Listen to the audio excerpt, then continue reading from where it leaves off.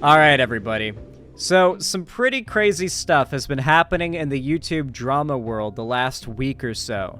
You see, a really big YouTuber who used to be fairly well regarded as like a entertaining, well-meaning pedo hunter content creator named MamaMax has recently had basically the entire internet do a whole 180 on him, and now they all hate him.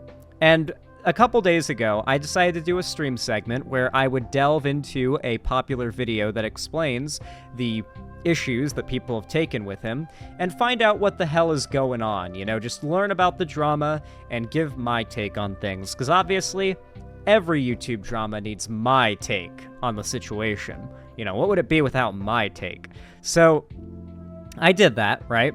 And apparently I got into the drama relatively early, considering one of the biggest players in all of this, Mutahar, aka Some Ordinary Gamers, aka friend of the channel, he put out a video 2 days ago. I'm sorry, I didn't stream that day, and I didn't stream yesterday, so I wasn't able to cover this the day it came out, my bad. He put out a video, and basically the unanimous statement that everybody has gone with on this is that a second MamaMax video has hit his YouTube channel. It's a bit of a MamaMax 9/11, because apparently Some Ordinary Gamers was in the know on information that MamaMax claimed would make him look a lot better. This all started because MamaMax was supposedly falsely accusing, with no evidence, a YouTuber of pedophilia. And of not just pedophilia, but of committing a crime related to pedophilia. He, of course, showed no evidence for this publicly in any of his videos or his call-out, which drew a lot of ire, because, like, holy fuck, you can't just claim that in a whole video that's, like, made to look like it's full of receipts, but has none. And, in response, he said that Mutahar was in the know of information that would supposedly change everything, and that the information he couldn't show was because of legal reasons or something like that. From what I saw, Mutahar's already come out publicly on Twitter saying he had not seen anything that suggested that MamaMax actually had this big docket of evidence he hadn't made public that proved what he was claiming about this person. And that kind of brought Mutahar into the conversation, and apparently there's been more conversations between the two behind the scenes. I heard there's been like a leaked Discord call. All I know is there's a lot that's happened, and it's time for us to catch up. So this video is over an hour long. We're not going to watch all of it because, one, we're not content thieves, and two, that's a very long time to dedicate to one sec. Like, I will turn a 1 hour video into a 6 hour reaction, okay? That is what will happen if we watch all of this. We simply cannot do that, okay? It will not go well. So, with all that said, let's check out the video. I'm excited to see what the deal is.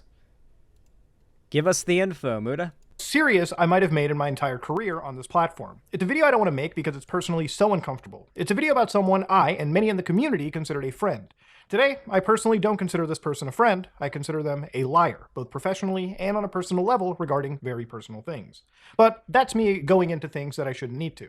I also didn't want to make a video on this because I'm not an expert on the topics that we are completely discussing today.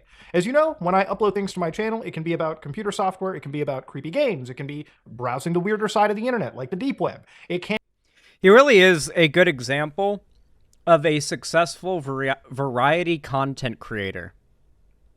Like, I can really appreciate that. Because a lot of YouTubers, including myself to a degree, and I'm trying to sort of, like, as you could probably tell, move out of that. A lot of YouTubers, to get anywhere, especially starting out, have to niche down. That is to say, like, dedicate their content and their channel to one niche and do something unique or interesting with that niche that lets them stand out within it. It's really hard to be just a broad variety content creator and to find success. And he's done it. And that is very, very admirable. Maybe this is just like my content creator brain talking right now.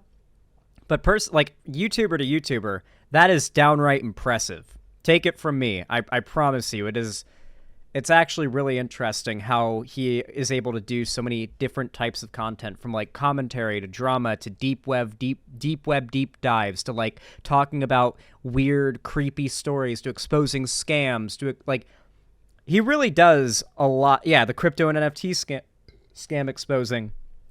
He does podcasts and stuff. Yeah. There aren't a lot of like full-blown variety streamers, or not variety streamers, variety YouTuber or variety content creators out there where it's like they do everything and you're there for the person who makes the content. Mood is one of them. It's definitely admirable. Can be looking at trending things. It could be a bunch of stuff, mostly lighthearted. And yes, I do occasionally dip into things that are very serious. But when it comes to situations regarding, situations regarding trafficking and whatnot, I am not an expert. That is something for the law enforcement, for lawyers, for professionals to appropriately handle. I don't even think YouTubers should be the ones that are running. The big issue with anything having to do with content creators on YouTube being any part of investigations or like pursuit of sex criminals is that making the case to the internet that this person is a sex criminal of some kind necessarily, almost always, ruins any case the police could have. Because at that point, you have gotten too involved. You have provoked their actions. Even if you were setting up a sting, you have involved yourself in a way that makes you no longer a bystander who can report to the police that you've witnessed a crime. That's like, you can't... Content creators should have no part in this pedo hunting content. I get that it's entertaining. Don't get me wrong. Listen, if the only pedo hunter content I actually watch or enjoy, and I don't even know if it's good for the platform, but it's enjoyable to watch nonetheless, are the videos where they do a sting operation on like a pedophile, and they get the guy to meet who the guy thinks is say a 13 or 12-year-old girl in a big public location, and they hunt down specifically small town pedophiles. So like, if there was a big thing, the entire town would notice, and they would be known all throughout the town for what they are, right? And so they hunt after like pedophiles that live in small towns. They get them to meet up in a big public location central to the town, and then they go, "Oh, hey, are you blank so-and-so? Oh yeah, I just wanted to ask you about these messages you were sending to who you thought was very loudly, to who you thought was a 13-year-old girl. Yeah, oh wait, why are you walking away? No, you were here to meet Christy, right? You were here to meet Christy? No, like." And he's like loudly yelling, like reading out the messages. Whole town sees it. Guy's reputation is ruined. Those videos are good because, frankly, in a lot of those situations, there was no way for legal action to happen anyway. And I don't really mind those as much. But if you're going to present yourself like you're someone who's actually working with the police to take these people down and bring about justice, and not just like turn them into the laughingstock they are, like, those channels don't shy away from just admitting the content is about shaming and laughing at pedophiles. There's no justice that can come out of it. Like, the police aren't going to be able to get involved or do anything. Like, they aren't like, they don't hide that fact. You know? Right? Like, that I can respect. But people like MamaMax who present like, oh, if you donate to me, you're helping get pedophiles behind bars. Shameless. Absolutely shameless. In cases like this, because in a vast majority of cases, most of them aren't well equipped. But in this situation, this creator specifically that we are talking about is MamaMax. So, correct me if I'm wrong. Don't groups or any individuals who want to run sting operations on child predators have to already be working with the police? I don't think you can do it in, like, retroactively. I'm pretty certain, like, you have to start, like, say, a watchdog group or something like that, contact local police departments within the towns you operate, ensure you have their cooperation, so, like, tell them what you want to do and how you want to do it, and ask them, like, what they want you to do to help them handle the situation. Like, I'm pretty sure you need a PI license. Yeah, private investigator license. Yeah, I didn't even consider that, too. Like, I'm pretty sure you have to literally jump through quite a few hoops and already be working with police in some way on an official level to do this kind of stuff that Chris Hansen did, for example. Yeah. Like, no YouTuber unless they really dot their I's and cross their T's, is going to be able to do that without ruining any possible legal case. Now, MamaMax is a channel with 746,000 subscribers, a filmmaker Hi, dedicated to empowering children. Throughout his career, MamaMax has covered topics such as his Life Sucks series, anime reviews, but what most people know Max for is his Predator hunts. Videos where Max claims to infiltrate dark corners of social media. He's made very popular videos and gained a lot of respect in the larger YouTube community. Predator hunting is a popular topic on What I really love is that one claims to infiltrate dark corners of social media. He's made very the pick a side video where he like threatens every YouTuber to support him or else or whatever. That image of him, I didn't even realize it was a thumbnail he made of himself. I ended up using this in my thumbnail about the MamaMax drama, this image of him. Literally just this image, and added some text to it. Like, it's perfect. He put out the best image to use, you know? It's like if someone makes a hate video on me, they've got to use the video of me soy-facing, where I was, like, doing, like, the most wide-jawed, or what is it?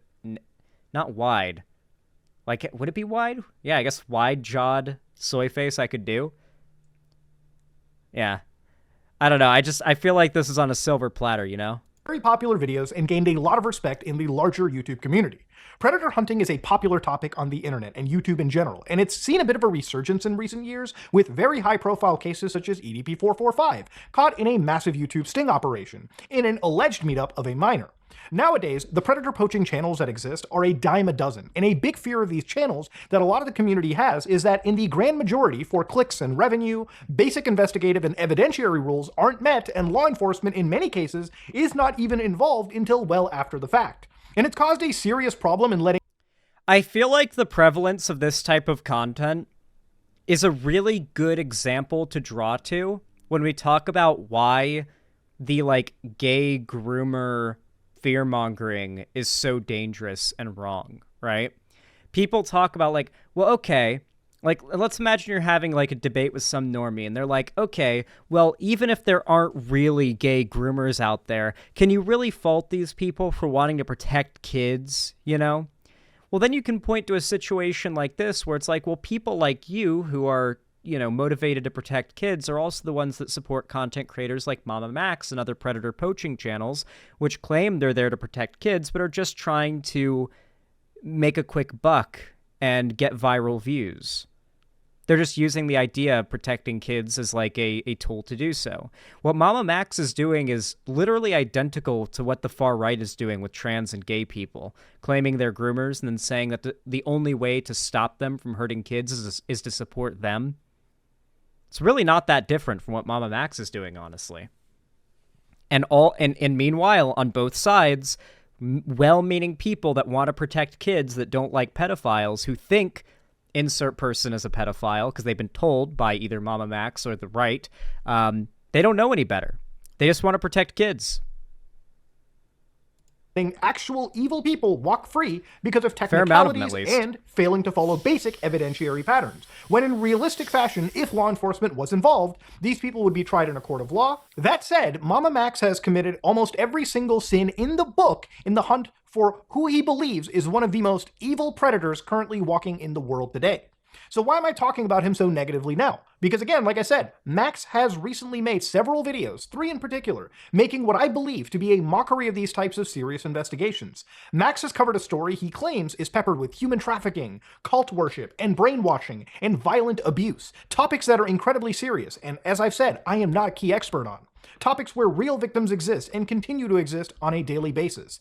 So let's get started. This is the story of how MamaMax has failed what he considers a very serious investigation, and a prime example of how YouTubers should not be involved with serious situations like this. So let's start off with the story. The story begins on... That's really the only correct conclusion, by the way. If like a YouTuber wants to be like, oh, well, how can I do something like this but do it correctly? Don't. That's the only way. You can't. You don't. Like predator hunting, predator poaching content, you can't do it. Unless you're literally working with the police from square one, you can't do it. You're just going to fuck everything up. and you're going to ensure, no matter how much great evidence you're able to collect, you're just going to ensure that you have to go to sleep at night for the rest of your life knowing you weren't able to get that person behind bars. And all that's going to happen is you're going to see the evidence that the police won't be able to act on. You might even publish it publicly and the world gets to see it, but the police won't be able to act on it, and you'll have to go to sleep at night, every night for the rest of your life, knowing that motherfucker got away because you didn't go about it correctly. You've got to work with the police from like, literally from square one. You've got to, like, start an organization. You have to get, like, a private investigator's license, right? And then I think you have to have, like, anyone else who works with you has to also have that like, license too. You have to have been working with the police, and you have to have, like, officers there with you, like, telling you what's okay to say or do or whatever, right? Like, it's a whole thing, right? That's why I never took these channels seriously and gave them the time of day. Remember what happened with EDP? Oh, yeah, I remember. Not to mention those predator poacher guys who, like, fucked up the EDP case initially were literally Nazis. What's the topic? Thought Santa already covered MamaMax. There's been more. More stuff came out about MamaMax Scapegoat. It's been literally 3 days since I talked about this. Maybe 4 now? And more has come out. Muda put out his big video. October 3rd, 2023, where Max sends me a message on Discord. Hey Muda, I hope you've been well. I don't want to bother, but I thought you might appreciate a heads up about an upcoming project of mine. I'm on the verge of releasing a video for Halloween that is likely to generate significant drama. While it may be deemed controversial, the intent behind it is for charity. The video is designed to be a trap for reaction channels. Knowing your integrity and the quality of your content, I would hate for you to be caught off guard. At the same time, we would be honored if you would consider covering this in a thoughtful manner. To facilitate a deeper discussion, may I include you in a group chat with other influencers who are also considering covering this topic. If confidentiality is not an issue, I'd be more than happy to send you the video under a non-disclosure agreement. This will allow you to become familiar with the video's content before it goes public, enabling you to navigate any provocative elements we've included. Look forward to hearing from you, Max. Now, to understand, initially I read this and said, I'm down to hop in, man. Good to hear from you. Hope everything is well. And again, Max says, it's good to hear from you as well. If a YouTuber ever tries to get you to sign an NDA before you're allowed into, like, a call with them, it's a red flag, okay? Like, I don't even know how I would go about acquiring an NDA to make somebody sign. I'm pretty sure you, like, need to have a lawyer produce that, right? I don't even know how that works. So if a YouTuber just immediately jumps to that in DMs, that comes off as a red flag to me. Like, okay, hold on. Why do you know how to produce an NDA? And, like, why are you so confident you could just, like, whip that up real fast? How many NDAs have you provided people? How many people are legally not allowed to talk about shit you've told them? That is some worrying stuff, personally, for me. Oh, bro, I'll add you in a few moments. Hey, Muda, just wanted to know your current thoughts within the group chat. Now, if you notice the exact dates of these messages, you'll probably pick up that around this time in October, I was already busy with a massive investigation under our belt. In the following weeks from my response to Max, I would release a video on the completionist and further investigate that situation with a fellow YouTuber known as Carl Jobst. I was also in and out of the country for personal reasons, and I wasn't really able for anything else, I wasn't really available for doing anything, as you can assume during this time. I was mostly away from Discord, and if you really wanted to contact me, using Twitter to directly message me or calling me on my personal... I can confirm, for like a week and a half, the Carl Jobst, Muda, and Gerard drama was like the thing. I can imagine this dude was like literally doing nothing but dealing with the Gerard stuff the whole time. Like, this dude was looking up tax filings, this dude was looking up tax law. It was a whole big thing. He was producing like content this long and this robust on an almost like every other day basis during all of that, because everybody was spreading misinfo and trying to make Gerard look better. But in the end, we found out, oh, wow, this is far more sus than we even thought in the first place, it seems. Cell phone is usually the best tactic, which a lot of people in this scene, you know, if you need to absolutely contact me, have. That said, I can't confirm what happened in the group chat Max invited me to, as I honestly don't remember checking it, nor which creators were in that specifically. So a few days after inviting me to this group, Max inquires and asks, Mudahar, it's been a bit since we've caught up, and I get that your plate is probably overflowing, but I wanted to touch base again. Sorry if our previous chats have been a bit heavy. These issues are really close to my heart, and that's exactly why we need to keep the conversation going.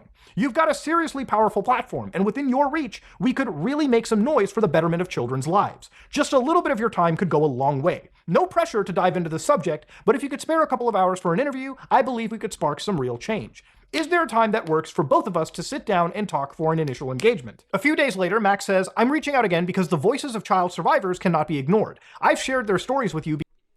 Dude, this guy is so fucking pestery. Jesus. Like, I get the wanting to reach out, like, again and everything, but the whole, like, remember, if you don't respond, this is, I'm doing this for the voices of child survivors. Has there ever been a single person that's attributed, like, MamaMax as having helped them get out of an abusive situation or get justice against their abuser? Because I think he's just made videos, and it's been proven numerous of the things he's covered were just made up.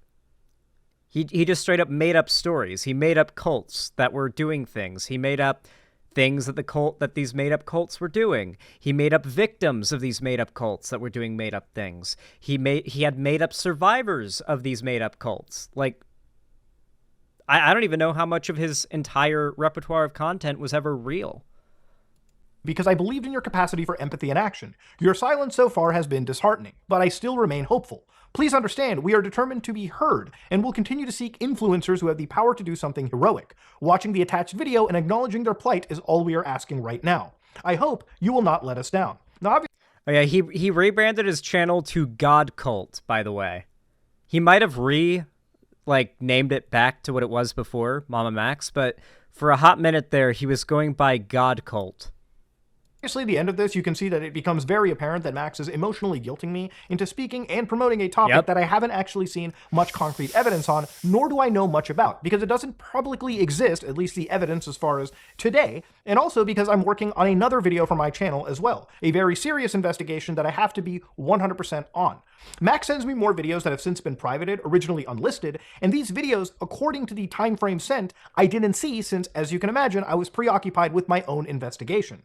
The next video he sends me was originally titled, "This is the greatest cancellation of all time," @Penguin0, #WeAreReal. The title in the original play was a play on Charlie's content, in which his descriptions are always, "This is the greatest blank of all time." And the thumbnail being Charlie initially had me worried that something nefarious was going on or about to come out on a close online associate, given the nature of Max's predatory hunting content. This video was never a cancellation on Charlie, but rather severe clickbait to draw eyes and then shift attention briefly to the story Max is covering, and then focus on cults, misinformation, and artificial intelligence in.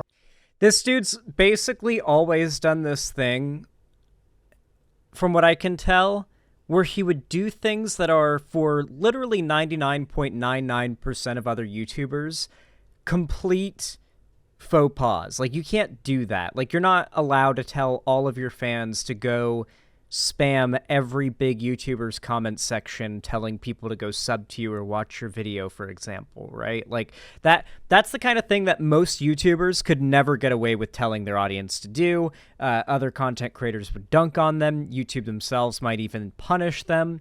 What MamaMax did was exactly that, pretty much, but under the guise of, we're doing it to protect children. And now that we know that this dude's just been kind of grifting the entire time, doesn't it seem even more insidious now that this guy was basically doing a bunch of stuff that's like some of the biggest YouTube no-nos you can engage in, you know, just kind of trying to game the platform to get more attention on his content, but it's okay, he's doing it to protect kids, except it turns out, no, he wasn't. Right? Like, it feels even worse now when you consider that. Our world. At this time, I respond back. Max, I've seen your latest video and have caught up with this whole situation.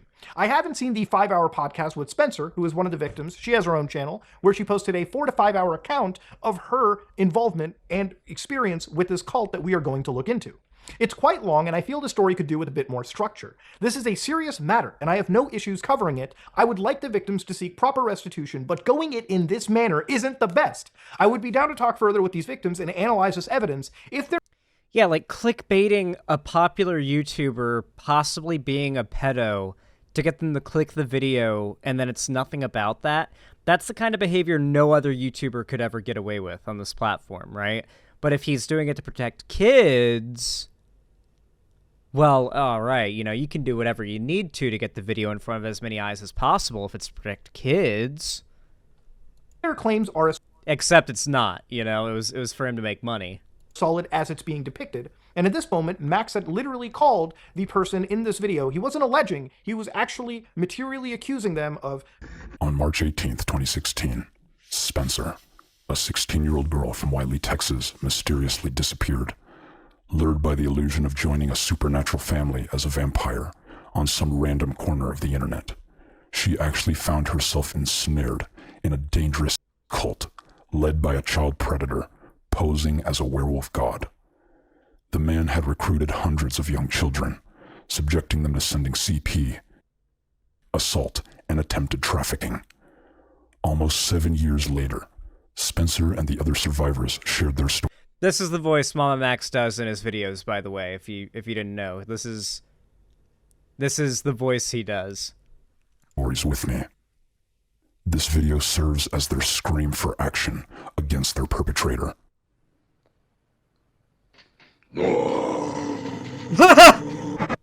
A few minutes later, I'm sorry. I'm sorry. I shouldn't have laughed at that. I shouldn't have laughed at that. I really shouldn't have. I'm sorry. That's fucked up. I shouldn't. Text scroll at the end of the video, you can see that he puts an entire full name, pinning those serious accusations on this person who is alleged to be this cult leader. So these were very, very serious accusations, which need to be matched with very, very serious, corroborative, ironclad evidence. The videos you produce don't damn Cameron. A lot of the screenshots don't punch hard since they're on screen for less than a second and lack the required context. If you want this person to be damned and attract the attention of a broader community, we need to sit down and piece this together out from beginning to its current stages in a damning but digestible manner. The story has a beginning and we need to start there. And that's where I'm going to leave these messages at, okay? Obviously, I communicated with Max privately about the situation, but as we are making this video now, it's evolved into an entire miasma of complete confusion. You know what I think it really is? There is a big difference between journalism and vigilantism, essentially. And that's kind of what predator hunters and predator poachers want to be. It's sort of like vigilantes that operate within the confines of the law, right? They want to be the ones who do the things the police aren't focused on, get the police's eyes on it, and maybe they end up actually bringing about justice, and maybe they get a bunch of views and pocket some money doing it. That's like the ideal world, I think, that even most of the predator poacher channels wish there was. But if you're a YouTuber and you're doing content that is exposing cults or predators or whatever it may be, you are effectively a journalist. You may not be a good journalist, but you are a journalist. That is effectively what you're doing. Being a journalist and then getting involved and trying to influence what happens are two very different things. You can be the guy who exposes everything to the world and makes it public to get it in front of as many eyeballs as possible, but that can't be the same guy who works with the police and brings about justice. You can't be both. You can either be the journalist that exposes it, or you can be the private investigator who has a license, who has gone and gotten training for it, who works with the police to do it on an official, professional level. But that's not what YouTubers want to do. They don't care about the conflict of interest. Exactly. They just want to make if they want to make money, I'm not saying most of these predator poacher channels are like bad people or evil people, but they want to make money. For people jumping in. And if you're confused now, just wait until we dig in further. Now, it's understandable that the story actually belongs to Max. Max was the first one to bring it to YouTube, and when you're making incredibly serious claims like he was making, they require incredibly serious corroborative evidence. You can't necessarily go to any YouTuber and tell them, hey, please say some of the most insane accusations you can make about anybody's character, and do that basically on blind faith. Yes, I know that he said to people that there is evidence locked behind an NDA, but if that evidence isn't publicly available, you literally are opening yourself up to a very, very serious claim from this person. That also said, making these serious claims can only entice this person if they're actually, say, allegedly guilty of them. And it could cause them to go down and delete evidence so that if they know that they are under scrutiny or investigation, they might start actually getting rid of actionable evidence that can exist. If these people are potentially armed and dangerous, it could make them go above the edge, over the edge, and then actually cause harm to the people around them as some form of retribution to somebody online. And that's why you have to be incredibly careful. You can't be making claims unless you can 100% back them with evidence that would hold up in a court of law, let alone public opinion. But with that also said, and not only that, but if he had this evidence, the best thing to do was to never make a video about it, but to go straight to the police, to get as not involved as physically possible, and to go straight to the police. Once the guy's behind bars, then you can make your big video about it. And then, hey, you get to title it, I put a child predator cult leader behind bars. That you get to make that video afterwards. That could work. You know what? If more Predator Poacher channels did that, it was like, okay, everything's been done. Here is the summary video of everything that happened. We found this guy. We worked with the police and did a sting operation and got this evidence. And then the police went to his house. They got him. They found child porn in his computer. He went to court. He was sentenced to 12 years in a federal prison. You know, like something along those lines. That would be a good form of Predator Hunter content, but it has to come out after the fact. I'm pretty sure technically that's what like Chris Hansen's show did too, right? Like it was a syndicated TV show on television, right? So I'm pretty certain those weren't live episodes, or they weren't filmed recently, and they worked the police. So those episodes probably came out well after like court proceedings for those people and whatnot. Well, yeah, that was Chris Hansen, just Chris Hansen, though. I'm talking about when he was working for, what was it, like NBC or something? I don't remember. Big studio. They were working with the police. I don't know. I get why people like the content. It's enjoyable content. I think we all have this innate desire to protect kids and to watch those that would hurt kids suffer. Because, like, come on, let's be real. Pedophiles, they almost, if you go on Twitter, or if you go on any area where, or like, look at a screenshot of a pedophile post or something, they take joy in the fact that you know they're a pedophile and can't do anything about it. Like, especially online and on Twitter, they like gloat. They're like the Joker, like hey, you can't get me, hey. Like they're very smug about it, right? And so seeing those people who would hurt kids and who are very obnoxiously smug about the fact they want to hurt kids have some sort of karma come back around on them. It's very addictive content, and that's why so many people watch it and support someone like MamaMax, despite the fact that, you know, on its face, his content was always really cringe and had tons of red flags. Is people just want to see content where some of their most fundamental desires are fulfilled, such as seeing justice or karma. You know, it's kind of the same feeling you get when you watch a video of I watched a video today that came up on my Twitter timeline. It kind of reminds me of this phenomenon. There was this guy on the side of the street. This was recorded through like a security camera. There was a guy on the side of the street who had a syringe in his hand, and he was like hiding it. And every time a woman would walk by, he would run up and jab her in the leg with the syringe. Like any woman that walked by, he would jab the woman. And the first two women that walk by that he jabs are walking alone, and he like laughs as they're like freaking out and they can't do anything. Yeah, really fucked up. Am I right? You know, he's laughing about it. He's really enjoying what he's doing to these women that are walking by. The third woman he jabs, though, is there with like her brother or her boyfriend, and who seems to be her dad. So he jabs her, and about 0.25 seconds later, those two dudes are on top of him, kicking his head in and beating the ever-living shit out of him. Now, he could have gotten hurt much, much worse than he did. He really, really could have gotten hurt much more than he did. She pulled the dudes away, and they stopped beating up on him. But I genuinely was upset that they didn't beat him up more, because that dude was a real piece of shit. And from their perspective, he only jabbed her, but he was jabbing several women before, and will probably continue to jab several more women with that rusty, dirty old syringe, right? So it's cases like that where it's like, I know it's wrong, but I kind of want to see that guy get his teeth kicked in a little more, you know? And I think everybody has this sort of like, can't look away from the train wreck sort of desire, and that desire that people have is harnessed in mass by grifters like MamaMax, and it leads to well-meaning people supporting fucked up shit like his channel and his type of content. I understand that evidence sometimes can't be perfect. Sometimes you can't have silver bullets sitting around. But if you don't have anything actionable at all, then it's best kept quiet until you do.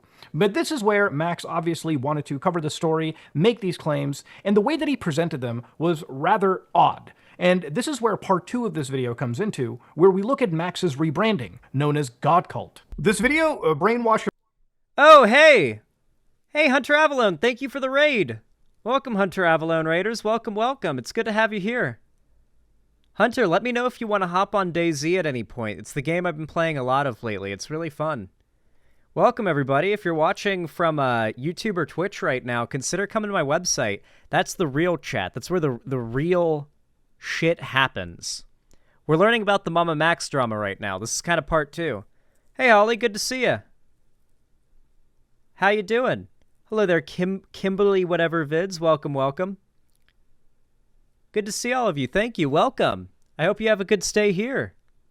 Your favorite influencer begins with a QR code and a text at the bottom asking viewers to send the video to large specific channels. He scrolls a massive disclaimer I need frame-by-frame analysis to read. 2 key points from this bullshit that I found interesting to me was when Max had signified that this was fictitious materials, when in reality this is serious allegations we're talking about. How is this a fictitious element, and why are we putting any of that into this video? Even if it is for legal reasons, can we actually believe anything that you're about to say and the people that you're about to name? That's a No. pretty big point of contention, and one that we'll come back to round trip towards the end of the video.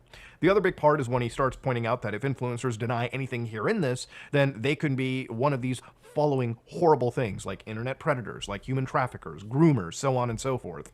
Which again, if any of your favorite YouTubers don't back me in this video that I've made, then they are possibly a list of these horrible things. Jesus. Is insane to put anybody critical of what they're about to see, especially when they should be critical of what Max is about to post, into a severe camp just again for denying any of the contents that he's posted in this video. So anyways, he asks to send this video to their favorite influencer to test them on their character. He guides through a tutorial on using the YouTube frame-by-frame keyboard commands to prepare viewers for a game. And he asks a series of questions. If God appeared before you and told you to sacrifice a child, would you do it? What? Then he gives another long string of BS that I have to frame-by-frame analyze. Now you can read this for yourself. Okay, do people watch this and think, nah, this guy's stable. He's just weird because it's meant to intimidate the pedophiles, right? Do people watch his content and not immediately think, okay, this guy's kind of bullshitting us a little bit, you know? I mean, come on. This guy's content is like a parody. It's like what you would expect a TV show to parody Chris Hansen's old show to be, like the over-dramatized everything. Hey, Ollie, hope you're having a good one. Welcome, welcome. This is the better platform, true.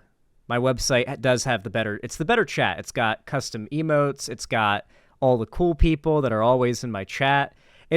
I feel like my chatters in website chat are kind of like a bar from a sitcom, where the same people are always there, almost like it's purgatory a little bit, and you can always expect them to be there, and you're happy about that, because it's a vibe, you know? It's like a cozy bar, too. I like to think it's a cozy bar, like one of those ones that's like a lot of wood side paneling and like those really cool stained glass windows. I was trying not to say Cheers because I feel like that's the go-to example, but there's a lot of examples like that probably you could think of, you know, a lot of sitcom bars or locations similar. But yeah, I think it's cozy. I like my chat. Yourself by pausing the video or slowing down. I've slowed the footage down by around 70%. So to understand the actual stuff that he's talking about is humanity will end up destroying itself if we don't protect our children. Children should be taught self-sufficiency, and these are all noble things to say. He falls into a tangent about artificial intelligence and, again, misinformation. These are topics that come up throughout this entire series later.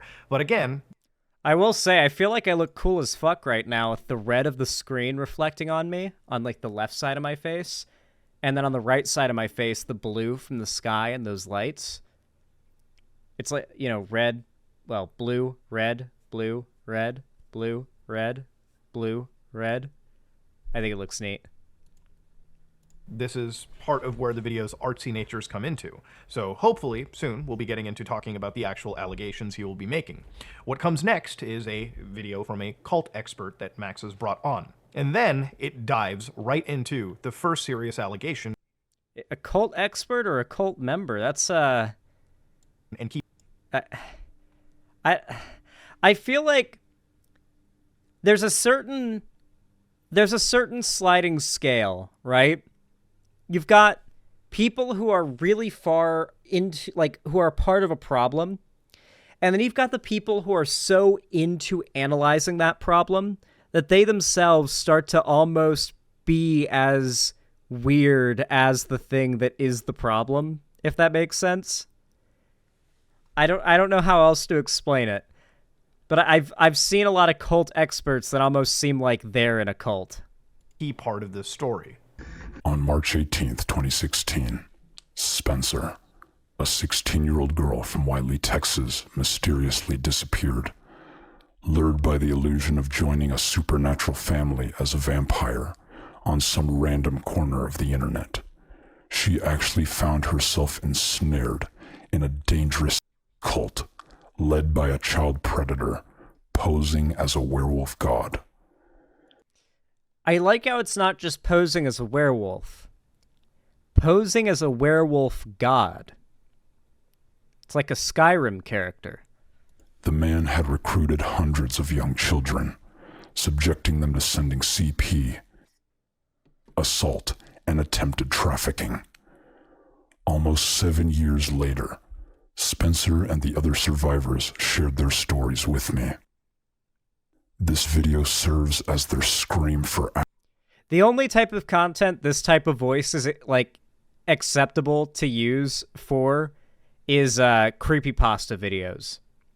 If you sound like this and you make creepypasta videos, that's fine. But if you're trying to make serious content, this is just parody at this point.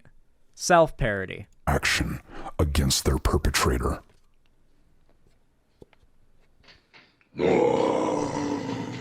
So is this the guy who claims he's a werewolf god? Or is this a video of a MamaMax fan he's playing to represent the whole "the Leviathans are coming for you" thing that his fans say to, like, predators and people who call him out? Is this the werewolf vampire guy, or is this werewolf god guy, or is this like a MamaMax fan? I actually don't know. What is this guy's part to play in the story? He's got the fangs.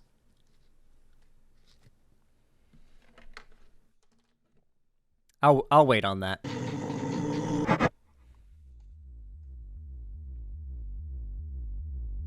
Okay. I guess we are about to find out who this is. What is happening?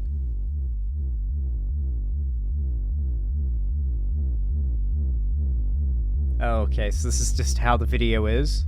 Now give yourself a second to breathe. These are very serious allegations. These type of allegations require absolute concrete proof, and not a YouTube video, okay? This should be reviewed by lawyers, sent to police agencies. This is serious stuff. And so when we get to this, who is Max claiming to target? He talks about Camden. Now here, Max gives full names, plays loud music, and again, I have to frame by frame analyze, which, for a serious topic like this, please stop the theatrics. Present this with the respect it deserves. There's a possibility that he will use anonymous accounts on various internet forums to spread rumors or false information about the victim or filmmakers. Any proof of a disinformation campaign, maybe some screenshots of his various accounts and postings, none of that are provided here. He may attempt to engage drama-oriented media sources, leveraging their platforms to spin a narrative in their favor. To my knowledge, this is interesting. Is this him preempting getting called out for how poor practice what he was doing is? Did he have enough self-awareness to know what I'm doing here is going to get me in trouble? I should preempt the easiest criticisms people are going to go to by spinning some story about how drama YouTubers are actually working with the predators in order to spread disinformation. God, this guy is actually insane. No one in that drama-specific community has been contacted by this person. And that also said, this isn't MamaMax. This is a serious crime we're discussing. And that's what bugs me. Why are we not treating this with actual respect? This isn't a fucking Netflix show. This is a serious, heinous... Exactly. It feels like a fictional Netflix drama, not like a real documentary. It feels like a mockumentary, if anything. Crime. He has a history of spreading disinformation to deflect the allegations against him. Again, where's the proof? Any links to his posts online or his accounts that are spreading this disinformation? In this video, nothing like that's given. He may resort to legal threats as a method to suppress the story and silence victim. Ironically enough, Mutahar tweeted today. Talk about every accusation being a confession. Because I think I retweeted Mutahar on this too. Yes, I did. Yes, I did. Was sent what appears to be a leaked message from Max to his private evidence server, so can't claim if this is valid. Insane fucking behavior to start wasting resources on an international lawsuit. Get help. This is a recent message from MamaMax. Spencer and I are considering a class action lawsuit against Mutahar for breaching our non-disclosure agreement, inciting harassment on live streams, defamation, and causing emotional distress. He's extremely rich, so the lawsuit seeks $1 million in damages to be distributed between all of you. All you would have to do is testify against him, particularly regarding his actions, not speaking to any of you about the evidence and the impact his behavior has had on you. Spencer has agreed to be the lead plaintiff and will do all the hard work. Please let us know if you are interested. This could have a huge impact on the case against Camden. And then this is one of the victims replying, "Dude, no. Can this stop?" They don't want to be a part of a legal case. So they're just telling him, please, will you chill? Chill out? No? Don't sue Mutahar for nothing, please? To this date, no one covering this has reported that they've received any legal notices from this person. According to multiple sources, he is implicated in criminal activities affecting minors. Again, it's up to Max to provide the relevant reports for us all to see in this section, which he didn't do, and we'll revisit this person's legal situation later. It's not uncommon for figures like him to accuse detractors of slanders in an attempt to shift the narrative. As of the time of me recording this, no one to my knowledge has been communicated by this person specifically. There's a possibility that he will use social media and other... Is this the guy? I'm assuming this is the guy then. ...platforms to discredit us or make counterclaims to confuse the public. The individual, once again, hasn't posted publicly and about this to my knowledge. Max, you gotta substantiate these massive claims. That is your job as a person delivering this story. He gives us his name, which I'm going to refer to as K to make it simple. He cuts to a montage of what he discusses human trafficking is evolving, destructive culture growing, and then montage of what he discusses human trafficking is evolving. What does this have to do with protecting children? What does this dude's, like, bum-ass Game of Thrones cosplay have to do with protecting children? That's my real question here. Chat? Any takers? Anyone? How does this protect children? Oh, it doesn't? It's just to stir up drama and to make the video more engaging? Because that's all that matters to this guy? Ah, I see. Destructive cults are growing. An Good. enemy of the children You guys is know. an enemy of us all. God cult is translated to guard our descendants. That's the cult. It's about protecting children. He asks us to share Spencer's story and asks the audience to contact several large YouTubers. Some of them include H3H3. Some If PewDiePie doesn't back up my video and support it, then he's actually complicit in child predators hurting kids, guys. So you heard it here first. Send the video to PewDiePie, and if he doesn't respond, if he doesn't support it, he's a predator. It's ridiculous that he was able to get away with this for so long. Because this happened a while ago, didn't it? Didn't this happen like 2 years ago? Wasn't this the pick a side YouTube thing? So he did this like 2 years ago and people didn't call him out for it. The only video I've seen from this guy was the one he made about accusations he got that were apparently false, claiming that he was a sexual predator. And it seemed like he had actually proved that his ex had like sexually assaulted him. But like that's the only video I'd seen from this guy, and so I didn't really like give him shit for how he presented the video because he was talking about his experience and providing evidence for his experience. But if this was always how his videos were, I don't know how more people didn't figure out this guy had something going on that we needed to look into, that needed to be figured out. of them include Joe Rogan. Some of them include Anthony Fontano. Literally, he is in this video asking Anthony Fontano, check it out, there's a cool banger you're hearing. In the same video where he is discussing very serious allegations and very, very serious stories regarding victims. You can imagine why a lot of people are looking at...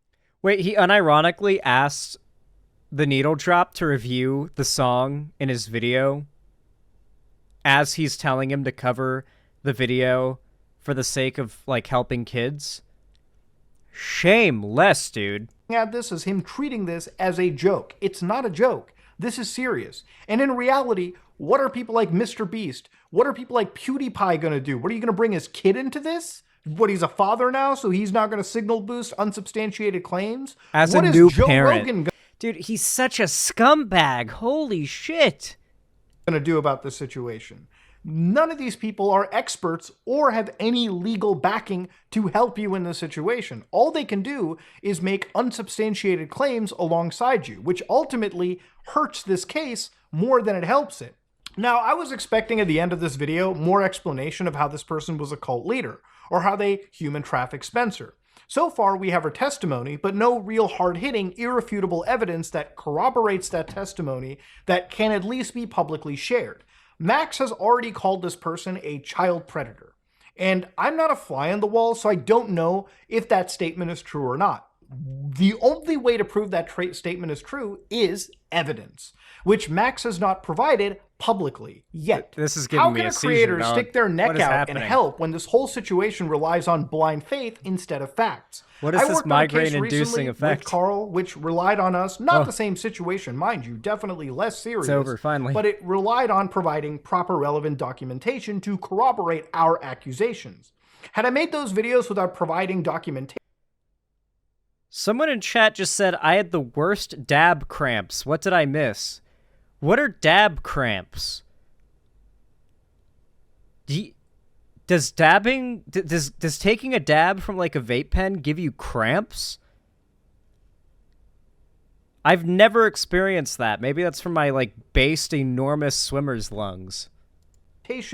from the Internal Revenue Service, actually doing my journalistic duty to contact all parties involved on tape, then people would laugh me out immediately. Nobody would ever talk about that situation. Yeah, Ben, do breathing exercises when you're not smoking weed, and you'll be able to take those ginormous fat dab rips, and, well, I mean, it won't even fuck you up. It's a medical necessity. Yeah, I'm not telling you to stop smoking weed. I'm telling you how to smoke it better, dog. I'm telling you how to get your lungs better and stronger so you can take bigger, longer, stronger hits that get you more fucked up. I'm not telling you to stop, dude. That's not... Listen, I'm not telling you to stop. I'm telling you to do it more. Situation, and I would be a laughingstock. That is a situation Max is currently facing at this moment, and it's entirely of his own volition. Okay, so now that we've seen the first video, we went over it, the amount of evidence in this first brainwashing piece has culminated so far in one witness testimony, not part of that video, it's a 4 to 5 hour piece you can watch, no supporting evidence to help corroborate the situation, no records of conversation, no travel documentation to show a minor at the time traveling across state lines. Which is a very important thing, and he didn't even explain what this cult was. I don't know, I only know the name of this person, Cade. I know what Max is accusing him of, I just don't know of any supporting evidence to assist Spencer's testimony and accusations, even at the time. Which I want to stress, can be true. Again, I don't know anything in this situation. I was not a fly on the wall. But I want to know more about this vampire werewolf cult. So far, nothing tangible from Max has been explained. And again, that's a serious crux of this problem. The second video on Max's channel is titled, "This is what happened to MamaMax," a 25-minute video explaining the current trajectory of the channel and addressing criticism. In this video, he covers the history of what he produced, how YouTube tackled his racy uploads, and how he constantly shifted gears to YouTube's evolving climate. I don't know. Honestly, I'm going to be real. Nobody who has almost 1 million subs on YouTube, I think, gets to complain about being suppressed by YouTube. If you make enough from YouTube that you're making a comfortable living and you're, like, growing steadily and your channel is, like, in the high hundreds of thousands, I really don't feel like you get to complain. Come on. I really don't feel like you get to complain. I get it. But also, this guy doesn't get to complain especially. One of the big turning points in there was when he worked on the Kanye Quest video and found a group of friends in the horror community, in the dark horror community. And he found that there was an alarming situation of predators in YouTube comment section searching for kids. And this is where Max claims his fight would be headed. Well, no shit. There are definitely a lot of YouTube, like, comment predators out there for sure. Aren't there, like, entire... Okay, chat. I guarantee you, YouTube Shorts is probably a massive hunting ground for online child predators. I guarantee it. Because you'll just scroll through YouTube Shorts. It hasn't happened in a long time to me, so I don't know if it's not a problem anymore, but I'll be scrolling through YouTube Shorts, and it'll be like 20 videos in a row that are like big viral content creators about topics that I'm interested in. And then all of a sudden, it'll be like a 5-subscriber YouTuber who's just some kid sitting in a chair in their bedroom talking about their day, and it has like 12 views. And it's like, YouTube, what is this? Why is this in my shorts feed? I just want to doom scroll through like fucking slime squeezing and hydrojet slicing things in half videos.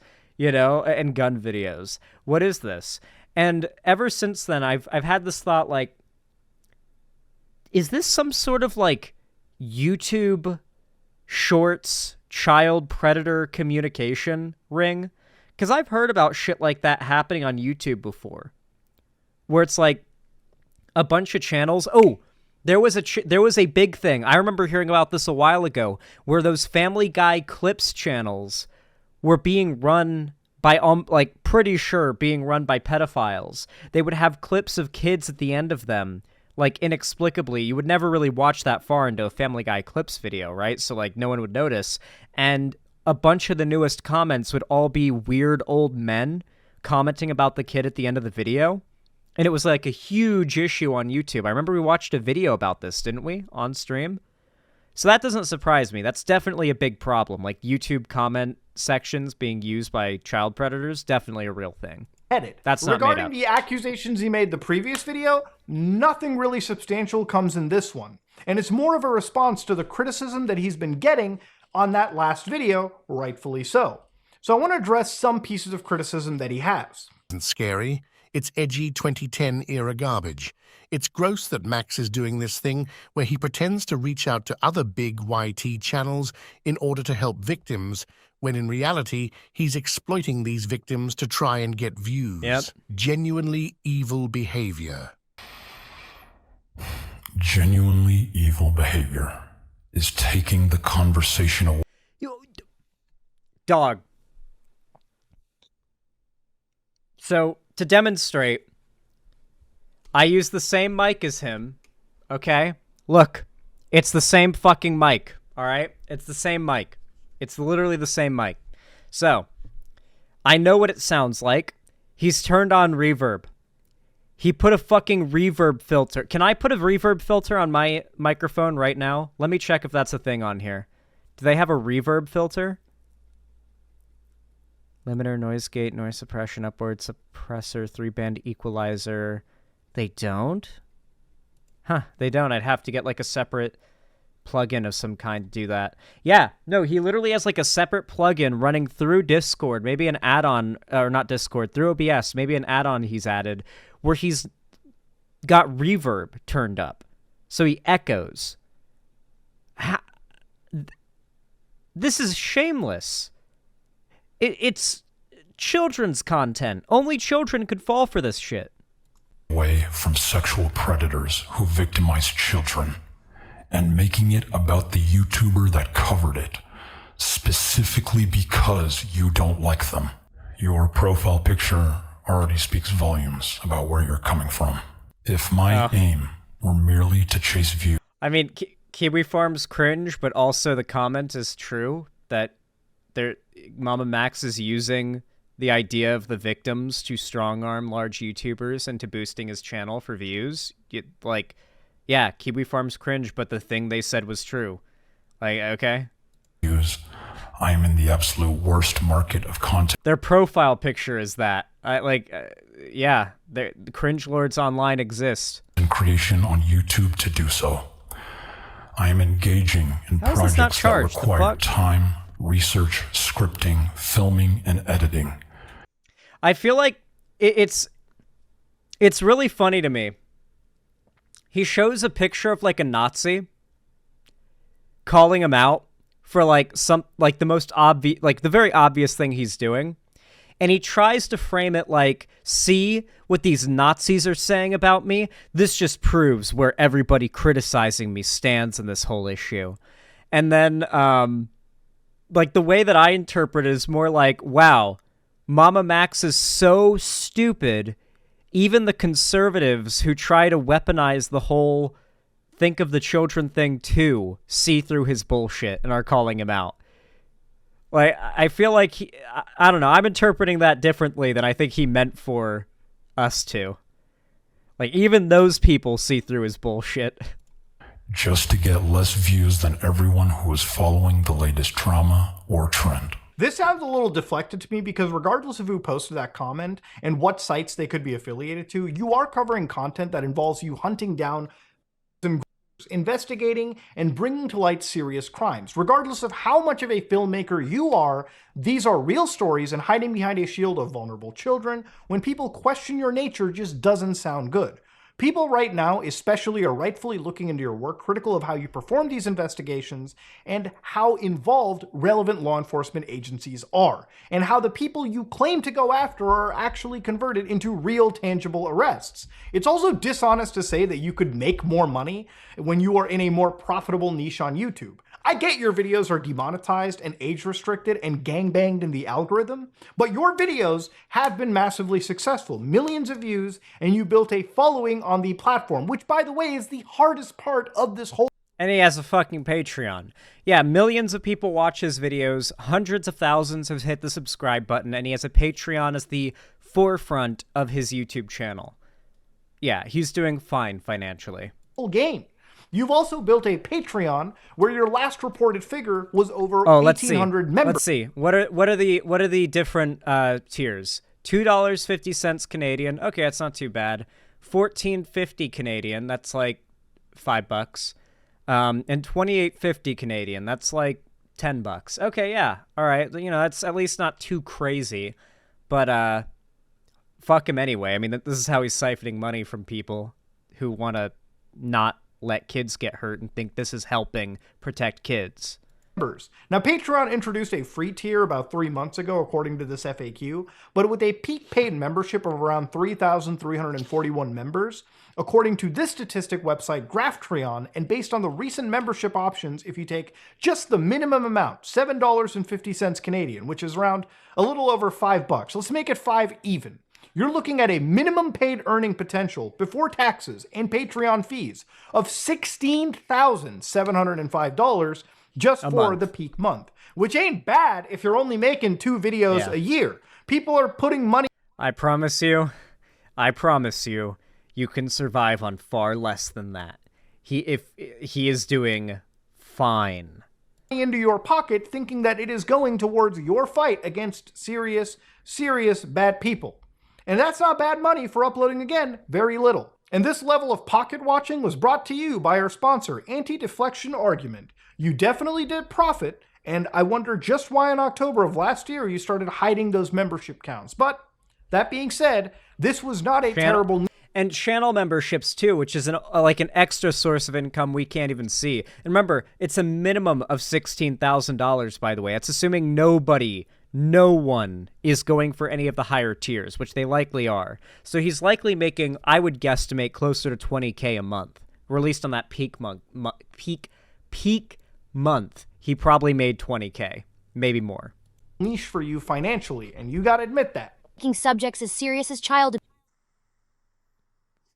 and abduction brainwashing, and using them as mere window dressing to get noticed again because your YouTube relevancy is dwindling rapidly. Comparing crucial issues like child, human, and as window dressing for YouTube relevancy says far more about you than you realize.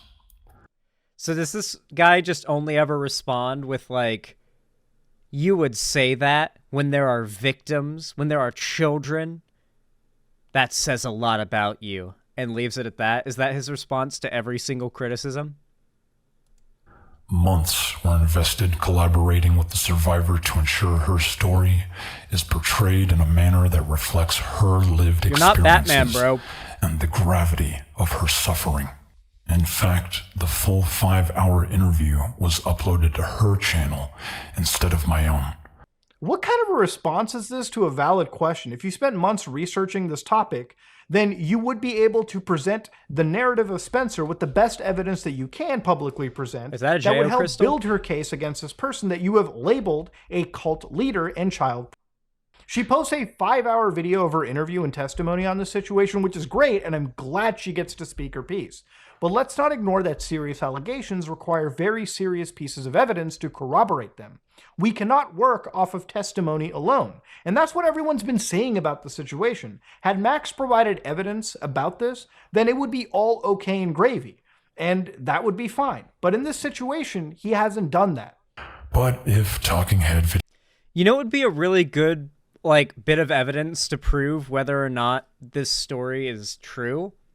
Would be to verify whether or not this individual here was ever a missing person, and if these are the same people. Because theoretically, all we've seen as far as evidence that this is a person who went missing when they were 16 and turned up again after escaping the cult to come to MamaMax. He could fake that story just by throwing together a bunch of pictures that she provides of when she was younger into a fake missing persons poster and leave it at that. Was there ever, like, a verified missing persons report or announcement? Because, like, a 16-year-old girl goes missing, like, officially, legally, and that ends up in the papers. That ends up everywhere. There is, like, a paper trail of information you can find and dig up on that time that 16-year-old girl went totally missing.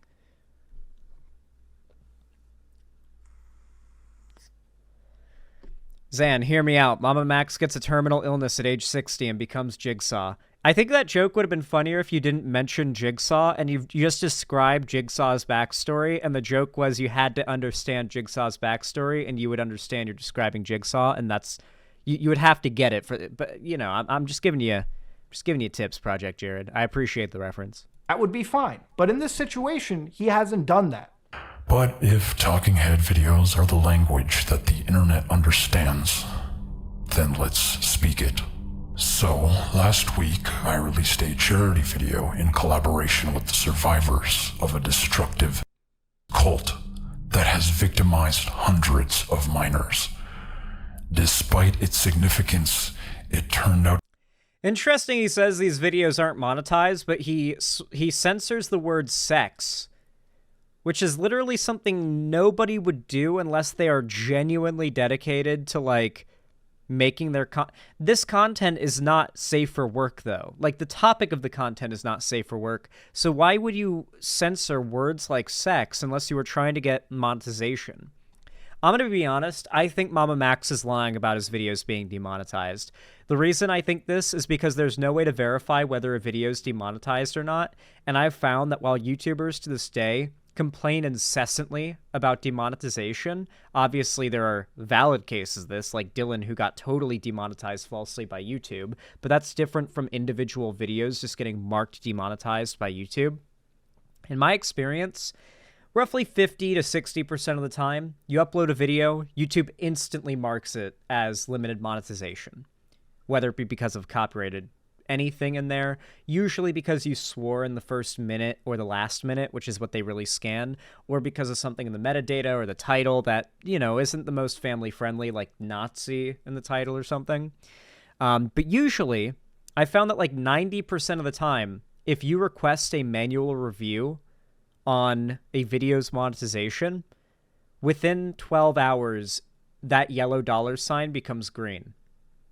So, like, when I upload 10 videos and I review them for monetization and wake up the next morning, 9 of them have the green $, even though they are covering some pretty not so, like, you know, like not so, like, ad-friendly topics, right? Like dunking on Nazis and stuff, right?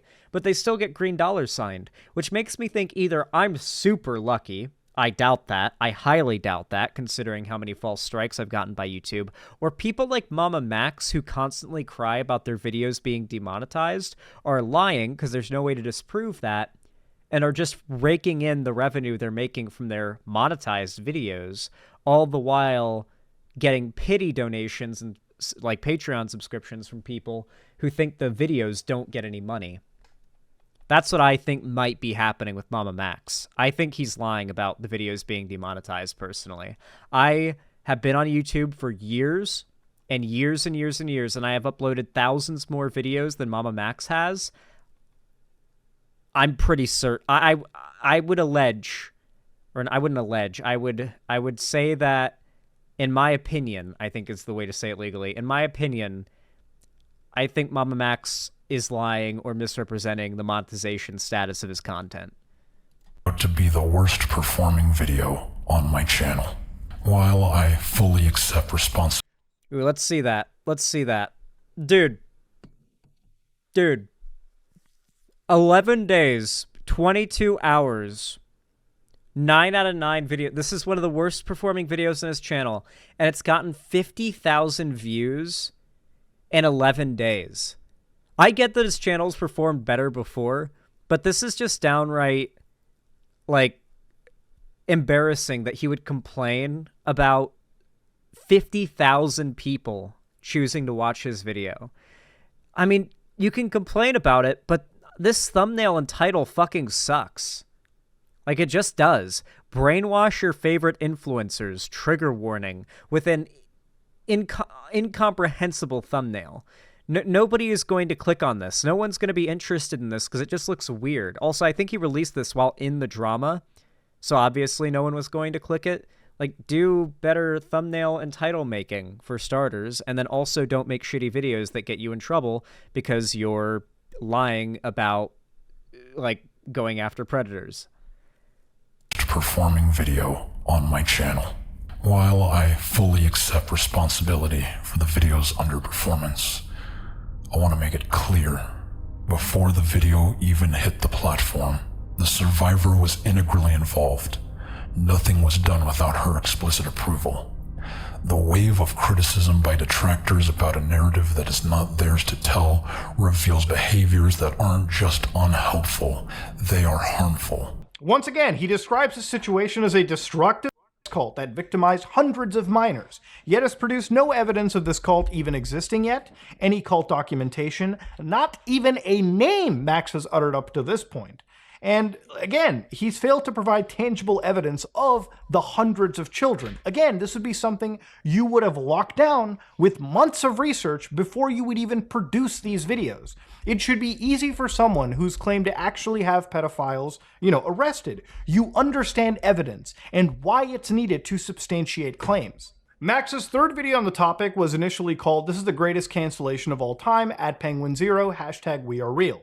Since then, in the back... So he was just getting really desperate for views at this point, and so he tried to clickbait the idea of exposing Charlie as a pedophile, but it wasn't actually about that. This is just him desperately flailing to try to get more eyes on his videos. God, it's so pathetic. Backlash he received, he changed it to reacting to the reactions of the SSS Sniper Wolf's action.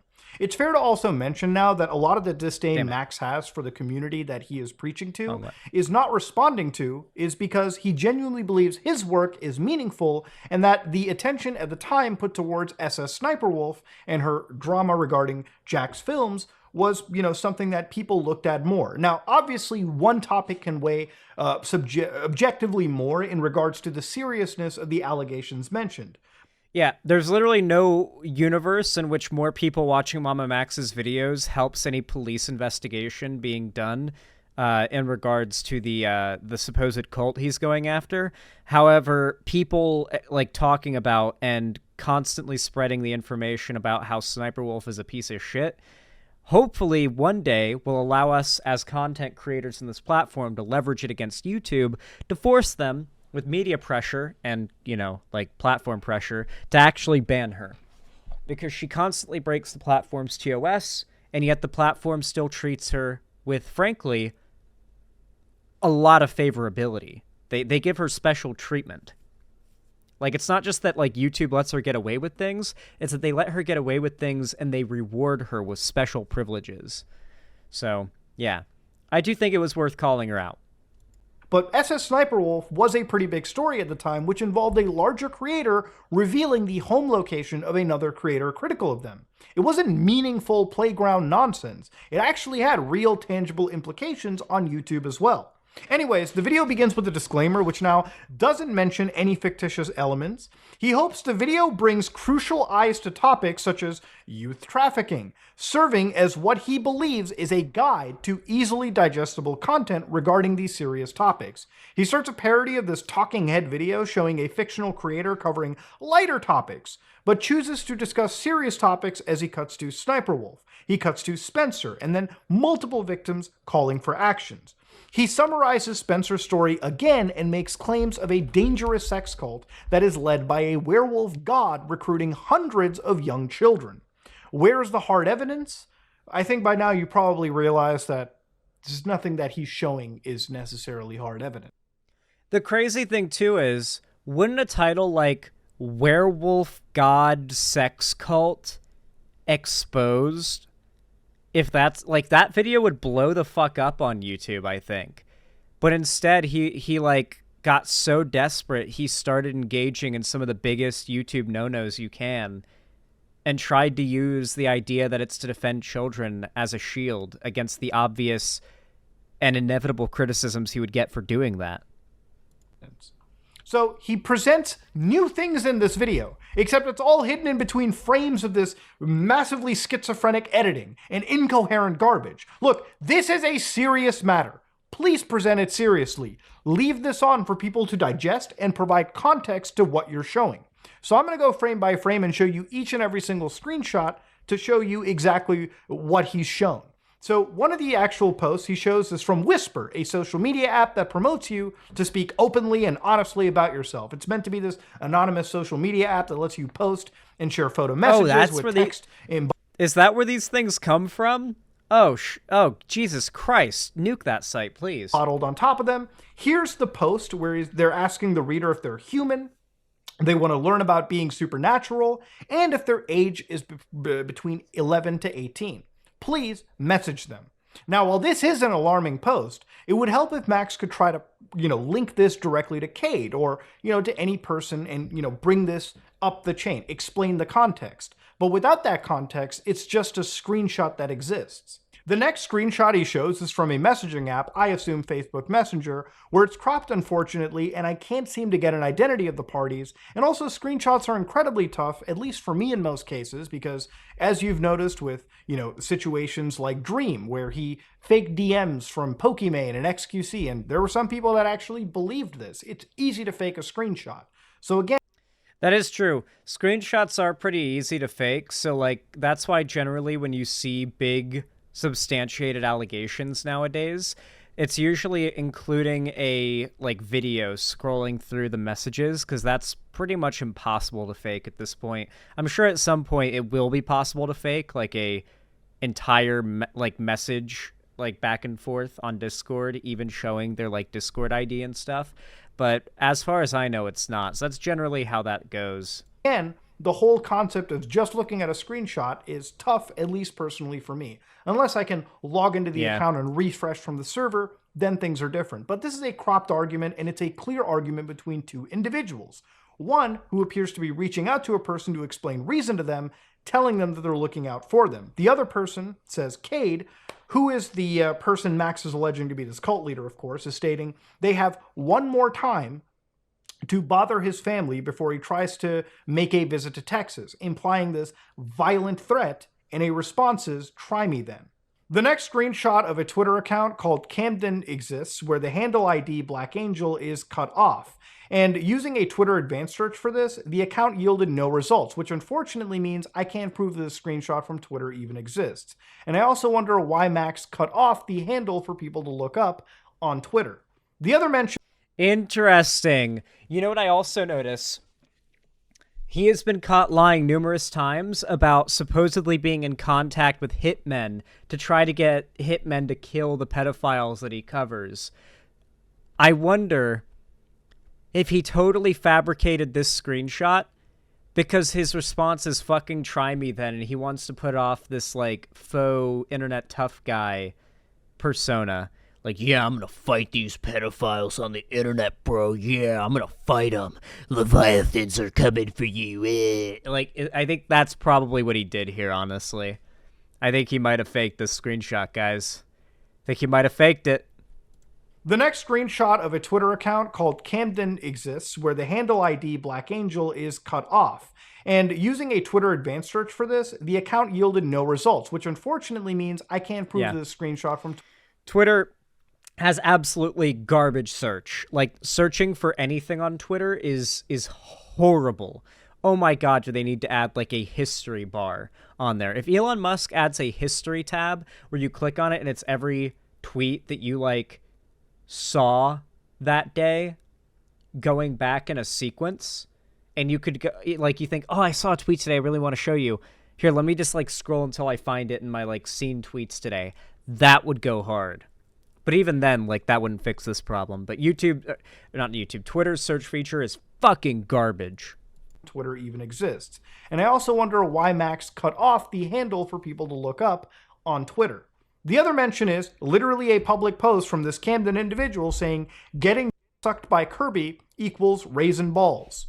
What? This was included as evidence that this person is a sexual predator. What is the context here? How does this explain the cult? How does this explain anything? This is why people are mad. He is presenting these screenshots like they're damning evidences, and they are not. He then shows social media accounts that are on Snapchat of allegedly belonging to Cade, which again, what context does this add? What does this mean? He then shows a social media direct message from, I assume this is the app Whisper. Correct me if I'm wrong. And again, if you read the chat, I was bitten by a wolf. That's how I became one. Can you show you in your form, werewolf form? What's the context? What are we talking about here, man? This could be anything. He then shows the Twitter account that belongs to Cade, and he actually gives a handle, but this account has been inactive since 2016, really. The next thing he shows is from a public Facebook account from Camden that says, suck it raw. Again, what is the context? Okay, I probably wrote suck my dick. From 2014. Who is this guy? He's not even like a public figure. What is the point in doing like a big content expose? The internet can do nothing about it. You have to work with the police if you... This is just some dude who doesn't seem to have been like active online in a decade. Publicly somewhere too. Does that mean that I have done something nefarious or I could be running a cult? What is the context to these messages? You have to be able to provide them, otherwise people are going to be confused. He then shows the only tangible piece of evidence in this, for me at least, where it shows Spencer and Camden together in a photograph, which proves that they've met in reality. He then shows more images of random people, couples blurred out that I can't exactly identify, and he's also done a poor job of blurring them out too, so I'm going to add more blur on top of the blur. But what does this mean? What is the context behind some of these images? The only ones important to me are of Cade and Spencer, because those are the only people that he has introduced us to. He shows us one screenshot of somebody making like devil horns in an Instagram selfie. And again, poorly blurred, but what is the context here? He's even blurred out the actual Instagram blurb, the little text blurb that even talks about this. What is the context?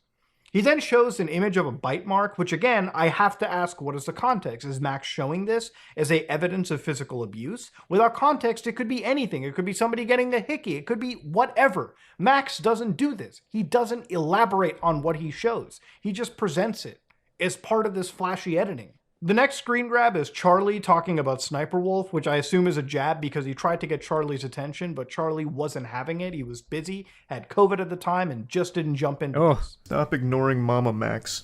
Yeah, so here, you want me to talk about it a little bit? That rubbed me the wrong way. We talked like a month ago about like what he was working on in his investigation. And then apparently when I had COVID, he messaged me a couple times and I never saw it. And now he's taken that as me ghosting him and ignoring his very important mission. And it really rubs me the wrong way. Instead of just... he's jumping to the most extreme possible explanation for me not seeing it, which is really fucking cringe. That did make me upset. There. Yeah, that really rubbed me the wrong way. I had COVID, and I barely used Discord in the first place. It was a miracle I ever even saw his message to begin with. And then I spent 12 days not doing anything online in bed. And during that time, apparently it changed his whole framing of the video in order to make it like a Trojan horse of cancel critical because he didn't respond to my messages and ghosted me. So yeah, that did rub me the wrong way. Good intentions, but I did not like that. So then he shifts it to... Like, dude, I feel like critical... You know what? YouTube Jesus put it best, okay? He's literally just trying to leverage the popularity of other YouTubers that are way larger than him, threaten them with a subtle implication he will imply they are enabling child predators, all the while just trying to farm in views. I feel like he put it best. Listen, we obviously can't watch all of this, especially because we've been doing this for an hour and a half, I just realized. Holy crap. Sorry, this topic is actually really addicting. I didn't even realize how much time we'd spent on it. But obviously, there will be a link down below to Muda's original video, because I want you guys to watch the rest and see the rest of the tea about all of this. But I feel like we've been able to go over the majority of it, and I never want to watch an entire video I react to uncritically on stream, because I don't want to just put out a replacement for the original video effectively. So yeah, there will be a link down below for you to watch the original video. Please go send some support. But yeah, MamaMax, huh? It really, I don't think he's coming back from this, from the looks of things. He's already rebranded and then rebranded back twice at this point, I think. So he's just kind of flailing. Everybody is turned on him. The entire internet is calling him out. He's been trending on Twitter for 4 fucking days. I don't think he's coming back from this. I think he's done. And honestly, karma. What else can I say? Karma. He used victims for his own gain. This is basically just karmic justice.